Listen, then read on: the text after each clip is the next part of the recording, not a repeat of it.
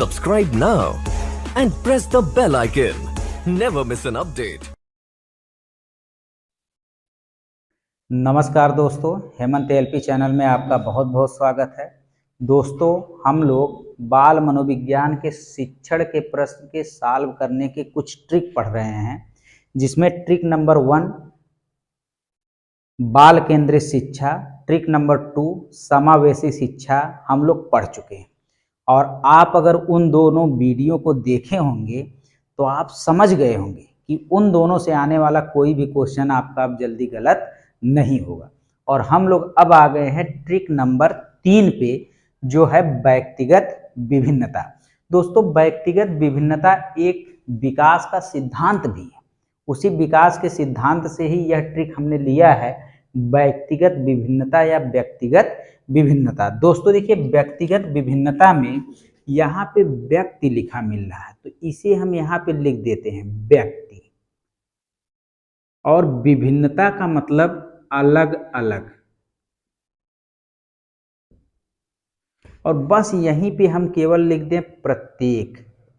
तो दोस्तों देखिए क्या लिख दिया गया, प्रत्येक व्यक्ति एक दूसरे से किसी न किसी गुण में अलग है। यानी दुनिया के दो बालक एक दूसरे से अलग होते हैं, एक जैसे नहीं होते हैं। चाहे उनमें कोई शारीरिक, चाहे उनमें कोई मानसिक, चाहे संवेगात्मक, चाहे नैतिक, चाहे चारित्रिक, कोई ना कोई गुण में भिन्नता जरूर मिलेगी। दोस्तों, हो सकता है कि किसी की शारीरिक बनावट एकदम सेम, जैसे आप द कपिल शर्मा शो में चिंकी मिंकी को देखे होंगे, दोनों सगी बहनें हैं, उनका शारीरिक बनावट एकदम सेम है, एकदम आप देखेंगे तो जान ही नहीं पाएंगे कौन चिंकी है कौन मिंकी है। लेकिन दोस्तों, क्या उनका मानसिक स्तर या सीखने का स्तर भी सेम होगा? हो सकता है कि चिंकी किसी एक्ट को जल्दी सीख लेती हो, जबकि मिंकी उसी एक्ट को सीखने में ज्यादा समय लगा देती हो। अर्थात आप कहेंगे कि उन दोनों बहनों में भी व्यक्तिगत विभिन्नता पाई जाती है, चाहे वह जुड़वा बहनें ही क्यों ना हो। दुनिया के कोई भी दो लोग एक जैसे नहीं हो सकते हैं। अर्थात आपके इसमें कौन कौन से ऐसे ऑप्शन आएंगे जो सही होंगे, तो पहला ऑप्शन तो यही आएगा कि दुनिया के दो लोग एक जैसे नहीं हो सकते, नहीं हो सकते हैं। अर्थात कोई ना कोई व्यक्तिगत विभिन्नता जरूर पाई जाएगी। यानी चाहे वो शारीरिक रूप से भिन्नता हो, चाहे मानसिक रूप से भिन्नता हो, जब हम ये प्रश्न करेंगे तुरंत समझ जाएंगे कि किस प्रकार से व्यक्तिगत विभिन्नता को हम दर्शाते हैं। यहाँ पे दूसरा ऑप्शन आपके एग्जाम में आता है, प्रत्येक बच्चा विशिष्ट होता है, विशिष्ट होता है, या प्रत्येक बच्चा अद्वितीय होता है।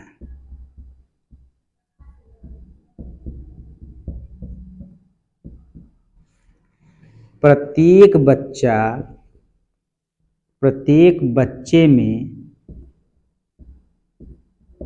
सीखने की दर अलग अलग होती है।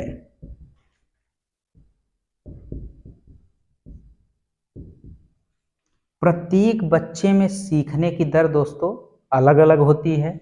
प्रत्येक बच्चा विशिष्ट होता है, अद्वितीय होता है। यानी विशेष मतलब एक दूसरे से क्या होता है, अलग होता है। कभी कभी प्रत्येक की जगह दे देगा हर बच्चा विशिष्ट होता है, यानी हर बच्चा एक दूसरे से अलग होता है। तो वह भी ऑप्शन क्या रहेगा, सही रहेगा। अगर हर बच्चा विशिष्ट होता है या प्रत्येक बच्चा विशिष्ट होता है, यह ऑप्शन कहीं पर भी आपको देखिए तो ये सारे के सारे ऑप्शन दोस्तों क्या होते हैं, सही होते हैं। प्रत्येक बच्चे के प्रत्येक बच्चों के सीखने तथा ग्रहण शक्ति, सीखने की शक्ति तथा ग्रहण शक्ति अलग अलग होती है, अलग अलग होती है। अगर किसी ऑप्शन में आपको ये दिखे तो यह भी ऑप्शन आपका क्या है दोस्तों, सही है। अगर इस तरीके का कोई ऑप्शन दिखता है जो व्यक्तिगत विभिन्नता को फॉलो कर रहा है, यानी बता रहा है कि दुनिया के कोई भी दो लोग, चाहे वह जुड़वा भाई ही क्यों ना हो, दोनों में कोई ना कोई विभिन्नता या कोई ना कोई अंतर जरूर पाया जाएगा, तो ऐसे सिद्धांत को हम व्यक्तिगत विभिन्नता का सिद्धांत कहते हैं। और ऐसे ऑप्शन हमेशा सही होंगे, चाहे आप उन प्रश्नों को पढ़वे मत करिए। कहीं पे लिखा है प्रत्येक बच्चा विशिष्ट होता है तो वह ऑप्शन सही, प्रत्येक बच्चा अद्वितीय होता है तो वह ऑप्शन सही, प्रत्येक बच्चे में सीखने की दर अलग अलग होती है, सीखने की गति अलग अलग होती है तो वह ऑप्शन सही, प्रत्येक बच्चों के सीखने तथा ग्रहण करने की शक्ति अलग अलग होती है तो वह ऑप्शन क्या होगा, सही।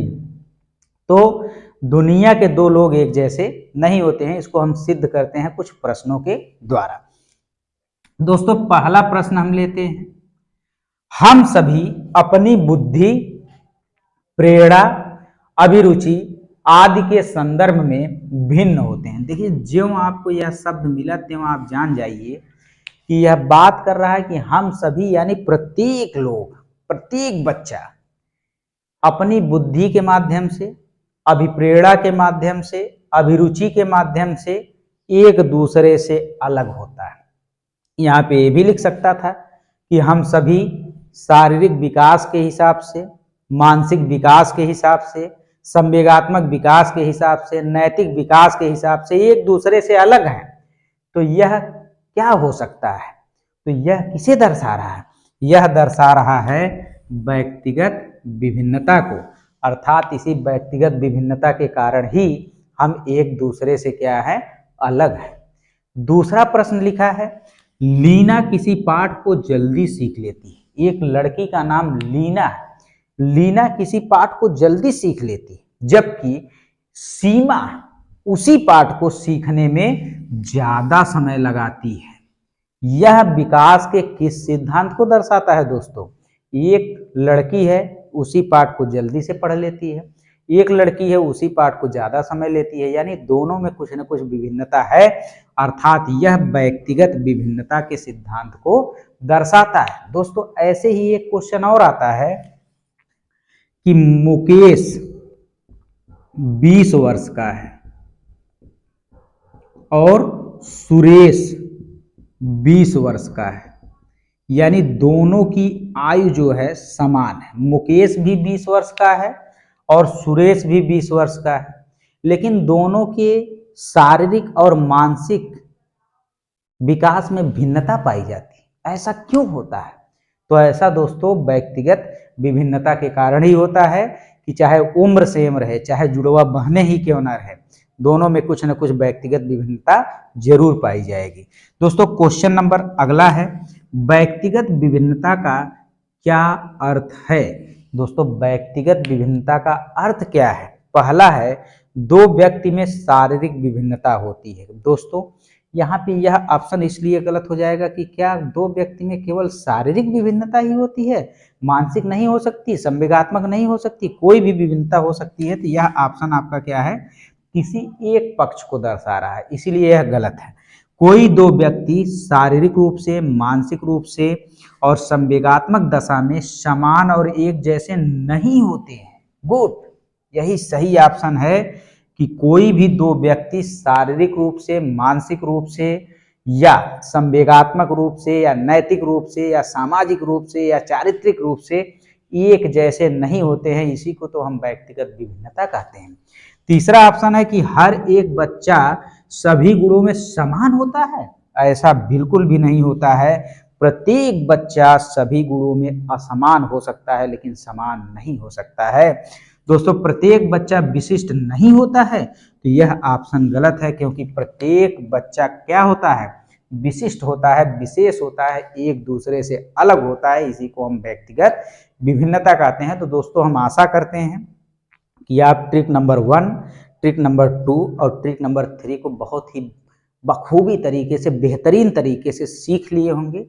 अगर हमारा मेहनत आपको लग रहा हो कि मतलब मेहनत कर रहे हैं सर, तो आप जो है हमारे चैनल को सब्सक्राइब करिए, वीडियो को लाइक करिए और हमारे वीडियो पर कमेंट जरूर करके हमको प्रोत्साहित करिए कि सर और वीडियो बनाइए और टॉपिक पे बनाइए, ताकि हम वीडियो आप लोगों को देते रहें। धन्यवाद दोस्तों।